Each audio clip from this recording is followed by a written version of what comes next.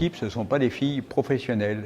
On s'adresse à moi pour des problèmes de santé, pour m'exposer des problèmes de santé, de douleurs après une chute, de traumatisme, de douleurs diverses, de tendinite, on veut mon avis. Mais c'est vraiment des questions médicales. On me considère pas comme quelqu'un qui peut améliorer les performances. On va être en partenariat un petit peu avec la Française des Jeux qui va nous épauler. De ce fait, les filles vont avoir un statut peut-être semi-professionnel. C'est pas encore très bien défini, mais on avance peu à peu vers un professionnalisme.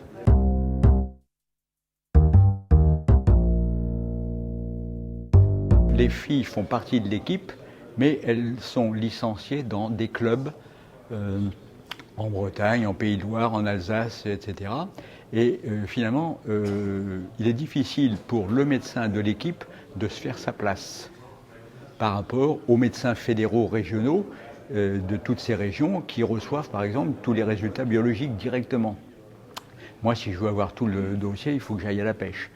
C'est un petit peu une difficulté, ça. Statutairement, les résultats des bilans physiologiques de début de saison ou les résultats des prises de sang, c'est le médecin fédéral national, Dr Maigret, et les médecins fédéraux régionaux des régions où les filles sont licenciées dans leur club, qui reçoivent les résultats.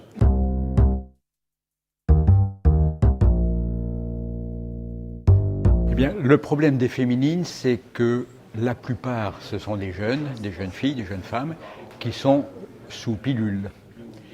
Et la pilule augmente le cortisol dans le sang, la cortisolémie.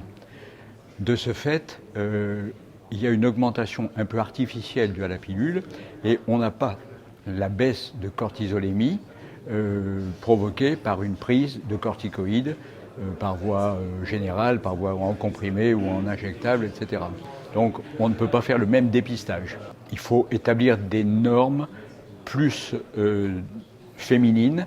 Au niveau de la fédération, on a des experts de la filière corticotrope, enfin en endocrinologie en quelque sorte, qui connaissent bien le problème, et je pense qu'ils pourraient établir des normalités pour les féminines prenant la pilule, pour savoir exactement quels sont les dosages minimum, maximum.